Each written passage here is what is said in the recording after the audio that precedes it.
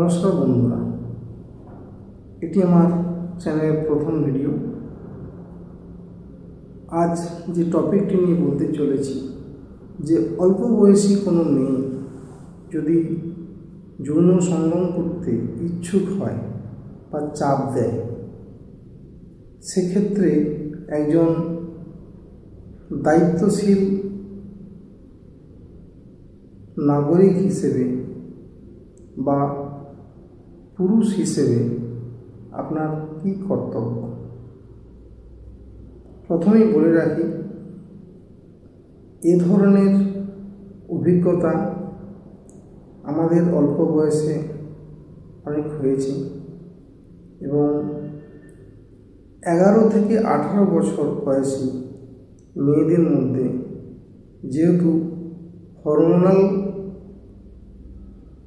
কারণের জন্য এই ধরনের আবেগ প্রবণতা থেকে এই ধরনের সিচুয়েশন হতে পারে। তারা যেহেতু খুবই অল্প বয়স, পৃথিবীটাকে অনেক অল্প জেনেছে, সব কিছুকে আবেগ দিয়ে এবং নানা রকম সিনেমা, গল্প, কবিতা প্রভৃতির মধ্য দিয়ে তারা জীবনটাকে বুঝতে চায় বা উপভোগ করতে চায়। তখনও তাদের বয়স নয় যে কঠোর বাস্তবটা তাদের মধ্যে তখনও সেভাবে থাবা বসায়নি এবং কোনো কিছুর পরিণাম বা ফল পরিণতি কী হতে পারে সে সম্পর্কে তাদের কিন্তু সম্যক ধারণা হওয়া সম্ভব নয়। তারা এই সময় শরীরের হরমোনের কারণে আবেগের বশে অনেক সময় সঙ্গম করতে ইচ্ছে প্রকাশ করতে পারে বা অনেক সময় বন্ধু বা বন্ধুস্থানীয় কোনো পুরুষ সঙ্গীকে বা ছেলেকে বাধ্যও করতে পারে। সেক্ষেত্রে আমার আপনার যারা সুবুদ্ধি সম্পন্ন, যারা তার আসলে ভালো চায়, দেশের ভালো চায়, যাতে নারীদের কল্যাণ হয়, তাদের জীবন না নষ্ট হয়, সেক্ষেত্রে কি করা উচিত সে ব্যাপারে আমি কিছু নিজস্ব অভিজ্ঞতা থেকে বলতে চাই। দয়া করে ভিডিওটি শেষ পর্যন্ত দেখুন। এখানে আমার নিজের এক বন্ধু বা একই সাথে অনেক দিনের একজন রোগী, মানসিক রোগীর ঘটনা, গল্পটি সংক্ষেপে বলে আমি শেষ করব।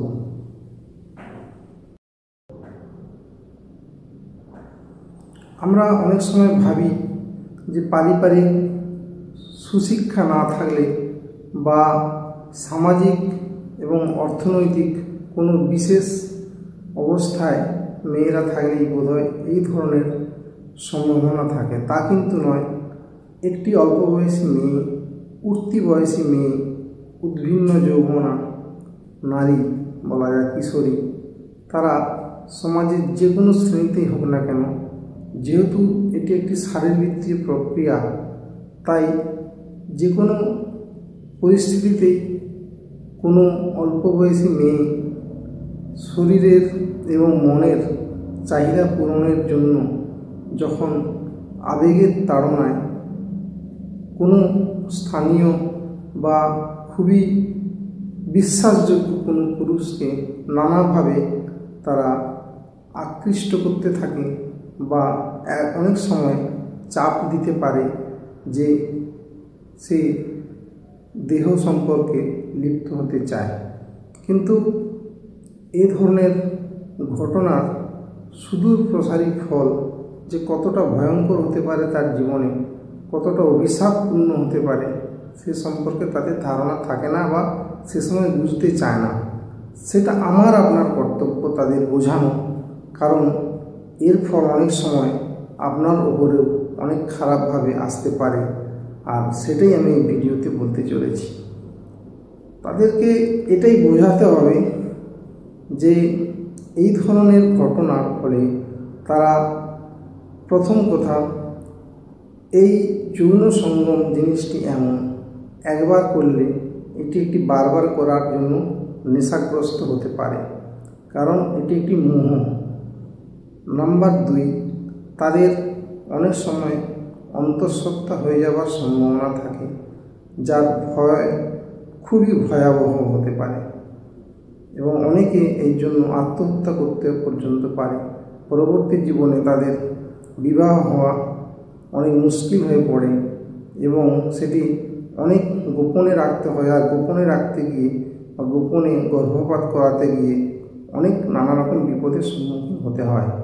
তার বাবা মায়ের বা আত্মীয় পরিজনদের অনেক অপমান লাঞ্ছনা সহ্য করতে হয় সমাজে এবং তার নিজের ক্যারিয়ার ধ্বংস হতে পারে। নাম্বার 3, তাদের শরীরের হঠাৎ করে পরিবর্তন হতে পারে এবং যেটি খুবই লক্ষণীয় হয়ে পড়ে এবং সবাই তাদের চরিত্রের উপর নানা রকম কুৎসা রটাতে পারে এই সমাজে, যেটা তাদের পক্ষে দুঃসহ হয়ে উঠবে এবং তারা কিন্তু সেই সময় আত্মহত্যার পথ পর্যন্ত বেছে নিতে হতে পারে। নাম্বার 4, এসব ক্ষেত্রে দেখা যায় যে ছেলেদের চেয়ে মেয়েদের দোষ সবাই বেশি দেখতে চায়, যদিও ব্যাপারটা আসলে তা নয়।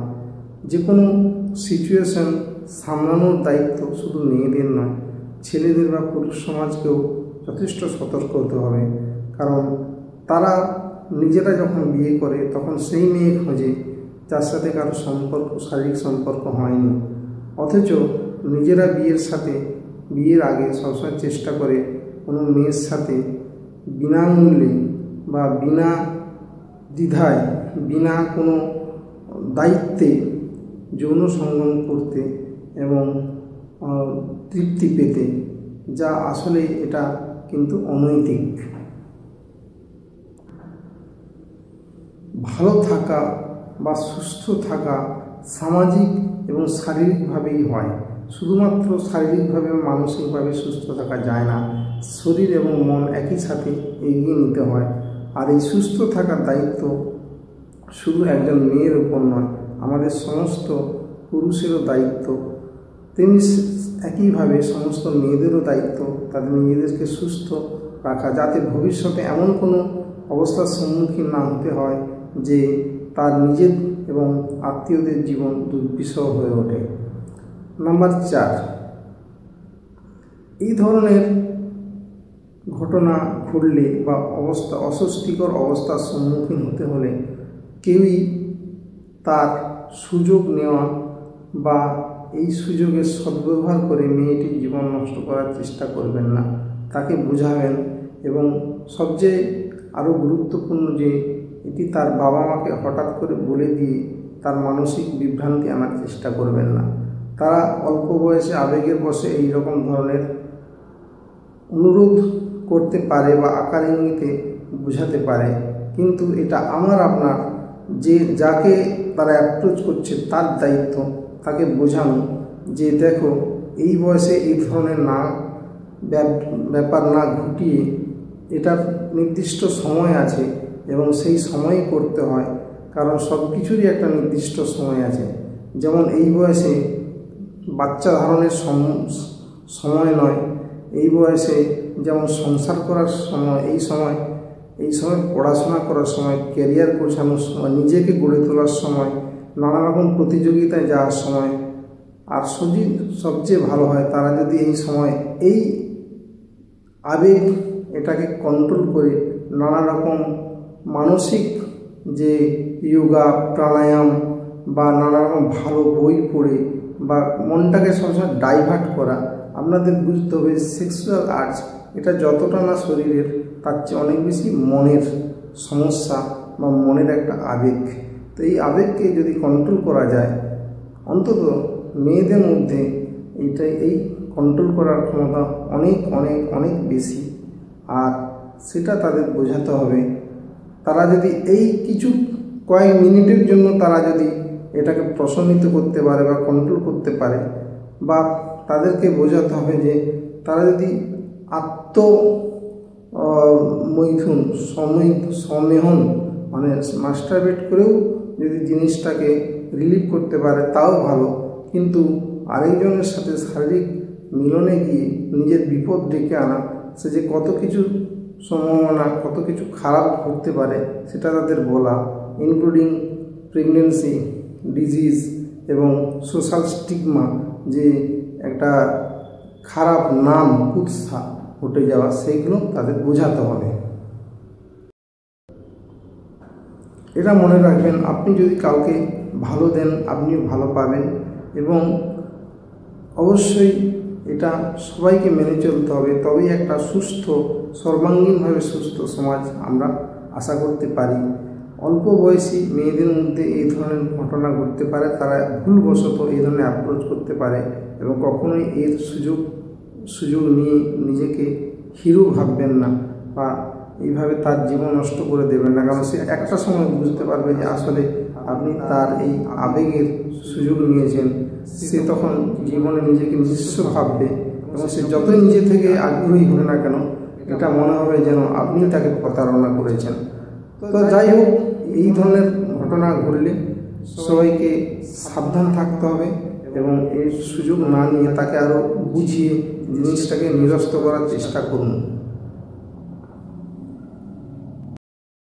আরও একটা কথা আমি এখানে বলে রাখতে চাই, যে সিনেমা, গল্প বা নাটক দেখে মেয়েদের বিচার করতে যাবেন না, তাদের পোশাক আশাক বা অঙ্গভঙ্গি থেকেও বিচার করতে যাবেন না। একটি মেয়ের পোশাক আশাক যত এক্সপ্রেসিভ হোক, আপনি ভাববেন না যে সে আপনার সাথে যৌন মিলন করতে আগ্রহী। একটি মেয়ের পোশাক আশাক বা মেকআপ সেরকম কিছুই প্রাধান্য দেয় না বা কিছুই মিন করে না, সেইটাই মিন করে যে আমি নিজেকে আরও কত সুন্দরভাবে সবার সামনে তুলে ধরতে পারি। এটা তার রুচির উপর নির্ভর করে, কিন্তু এটা কখনো বোঝায় না যে আমি যৌন মিলন করতে আগ্রহী, এটা কখনোই ভাববেন না।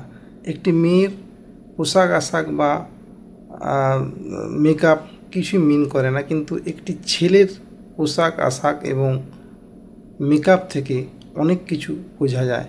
একটি ছেলের পোশাক আশাক এবং অঙ্গভঙ্গি এবং কোনো ধরনের মেকআপ কারুকার্য থেকে আপনি তাকে তার স্বভাব চরিত্র এবং তার মনোভাব সহজেই বুঝতে পারবেন। এটা বেশিরভাগ সময় সঠিক হয়, কিন্তু মেয়েদের ক্ষেত্রে এটা বেশিরভাগ সময় ভুল হয়।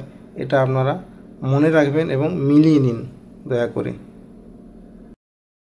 এবার আসি একটি খুবই বেদনাদায়ক ঘটনা, যেখানে একটি 25 বছরের ছেলে, 2010 সালের ঘটনা, একটি মেয়েকে বিয়ে করবে বলে শারীরিকভাবে মিলিত হয়, এবং বিয়ের আগে সে মেয়েটির তার বান্ধবীর বাচ্চা নষ্ট করতে হয়। যাই হোক না কেন, 2 বছর পর তার ওই মেয়ের সাথে বিয়ে হয় না, এবং অন্য জায়গায় মেয়েটির বিয়ে হয়, যেখানে তার স্বামী বা পরিবার পরিজন তার আগেকার ঘটনা জানতে পারে, এবং তারা তার কুমারিত্ব বা বিয়ের আগের শারীরিক সম্পর্কের কথা নিয়ে তুমুল ঝামেলা শুরু করে।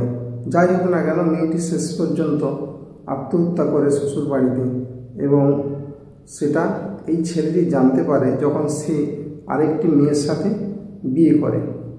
অর্থাৎ ছেলেটির বিয়ে হয়েছে পরে, মেয়েটির আগে। এইবার বিয়ের 1 থেকে 2 বছর পর 2014 সালে ছেলেটির একটি মেয়ে হয়, যে মেয়েটি কিন্তু বিকলাঙ্গ। সেই মেয়েটির পিছনে লক্ষ লক্ষ টাকা খরচ করেও মেয়েটি কিন্তু সম্পূর্ণ সুস্থ হয় না, এবং এখনও তারা আছে আমার চেনা পরিচিতির মধ্যেই। সে আমার পেশেন্ট। সেই ছেলেটি অর্থাৎ সেই মেয়েটির বাবা কিন্তু মনে মনে তার মধ্যে যে আত্মপীড়ন বা আত্মশ্লাঘা, নিজেকে দোষ দেওয়া, যে তার জন্য, তার ভুলের জন্য সে তার নিজের পাপের প্রায়শ্চিত্ত করতে হচ্ছে সারা জীবন। তার মেয়ের উপর দিয়ে এই পাপের বন্যা বয়ে যাচ্ছে। তার মেয়ের জন্য সে রোজ কাঁদে, আর আমি জানি আমার কাছে সে ওষুধ খায়, যে জন্য যে সে মনের শান্তি কিন্তু পাচ্ছে না। তার সবসময় মনে হচ্ছে তার সেই বান্ধবীর আত্মা সবসময় তাকে দেখছে এবং তাকে কুরে কুরে খাচ্ছে, যে তার সাথে সে বিশ্বাসঘাতকতা করেছিল বলে সেই অভিশাপ যেন তার মেয়ের উপর দিয়ে সারা জীবন যাচ্ছে। সে রোজ কাঁদে এবং মানসিক রোগের ওষুধ খায় আর একদম প্রায় পাগলের মতো জীবনযাপন করছে। তার ঘটনা দেখলে আপনারা শিউরে উঠবেন। সে কাউকে সেটা কিন্তু বলতে পারে না, কিন্তু আমি জানি, কারণ সে আমার কাছে একজন রোগী।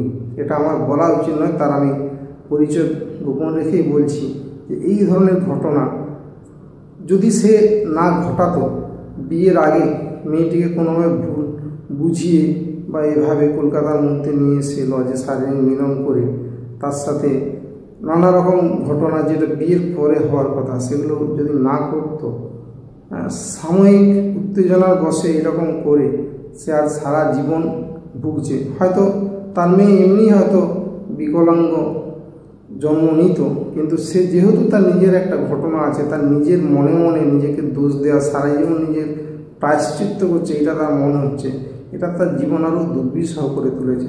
সুতরাং বন্ধুরা, এই ধরনের ঘটনা ঘটলে আপনি শুধু মেয়েটার দোষ দেবেন না, নিজেদেরকেও ঠিক রাখুন।